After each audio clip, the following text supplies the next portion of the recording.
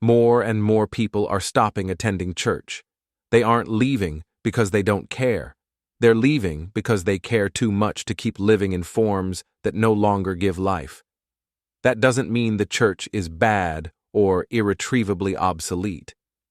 Some churches still sometimes convey the atmosphere of the band of apostles and disciples Jesus created.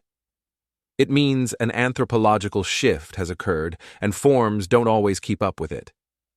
People are not leaving God or Jesus. They are leaving a form that no longer answers their inner experience. Let's look at the main reasons for this, stated without caricature or blame, because we are dealing with real, widespread processes. A gap between lived experience and church language. The modern person lives in a world of psychological vulnerability, overload, anxiety, and identity crises. Yet church language often continues to speak in categories of duty, ready-made answers, and abstract formulas. This creates the feeling that people's real questions have no addressee. People don't feel heard. Christian services don't even presuppose voicing one's own questions or thoughts. Instead of dialogue, there is a monologue from the church leader. Weariness with moralizing that doesn't heal. Many churches can say, well, what is wrong, but do a poor job of answering why a person is hurting. Modern people are traumatized by family mistakes, work, the past, and social anxiety. When they are offered only norms and demands again, they feel pressure, not help.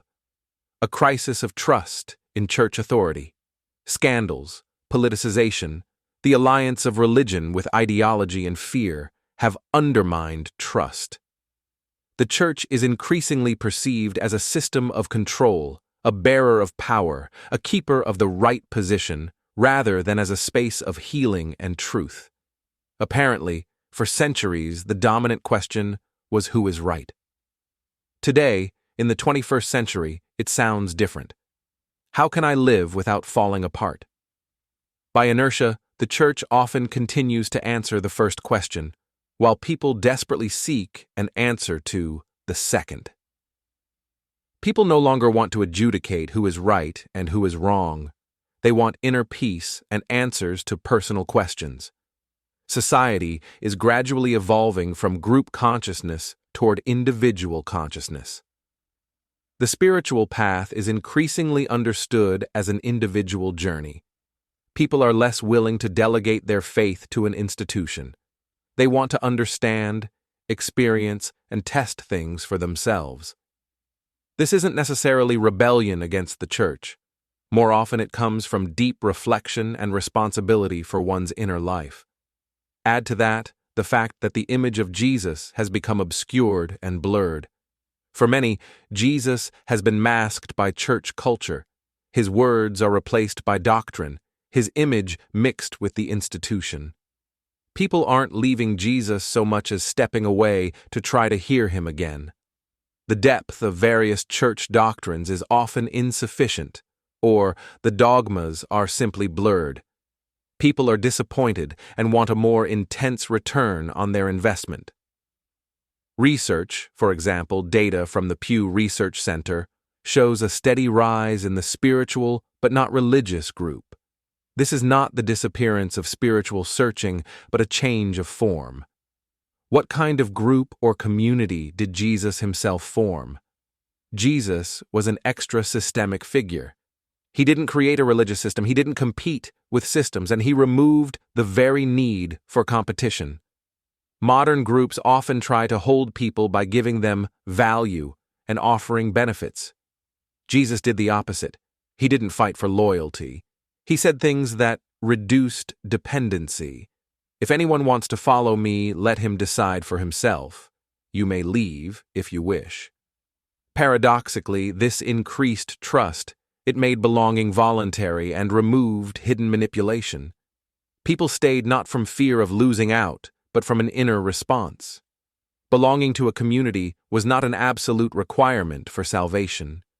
Jesus offered not a group identity, but the restoration of the person. Modern communities often operate like this. You are valuable because you are with us, or if you leave, you will lose your salvation. Jesus worked differently. you are valuable, and therefore you may be here. He knew each disciple by name, paused, asked questions, and spoke with the marginalized. People experienced recognition before change, not after. That provided deep satisfaction because it didn't require a mask, didn't require proving oneself, and didn't depend on a role.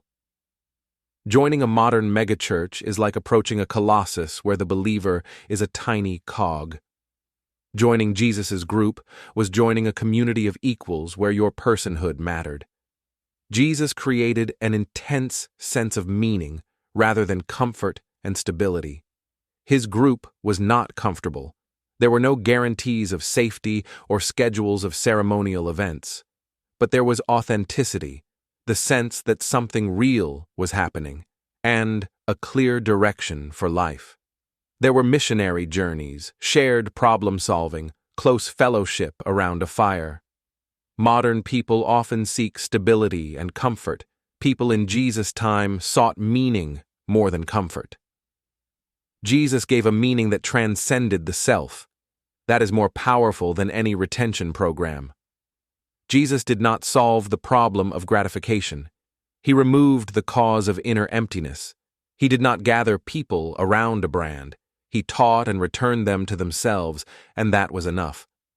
The group Jesus created had other important features. The absence of formal roles and hierarchies, a society without a career ladder.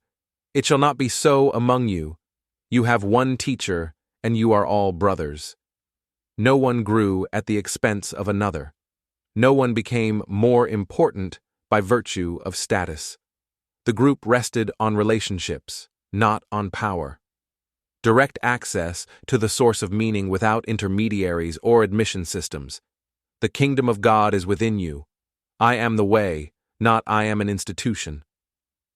Jesus' followers didn't need to earn it, pass stages, sacraments, or conform to external forms.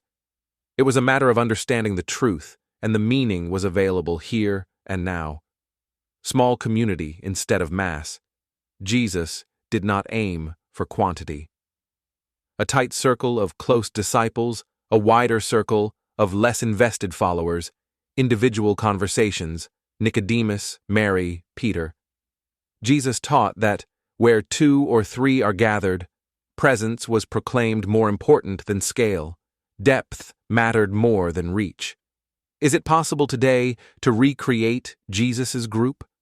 Probably not. Most likely no. Modern society created church culture in an attempt to preserve spiritual values, so today's church is more theatrical scenery than a burning core of truth. Today, we can reform the church bit by bit, moving it closer to Jesus' ideal. Perhaps we should allow him to be heard within church walls, focus on his teaching rather than on other biblical doctrines, not demand what Jesus did not demand. Do not insist on masks. Allow freedom of opinion while still requiring worship of Jesus. Do not press dogmas and let people go in peace if they want to leave. Salvation is a personal experience. Seek out people with the most vivid experience of spiritual growth and make them guides for others. Unfortunately, structure often replaces spirit. What is needed is a reformation of the church that preserves order while inspiring. The future of faith, the future of the Church of Christ, is not in institutions, but in mature, inwardly free people.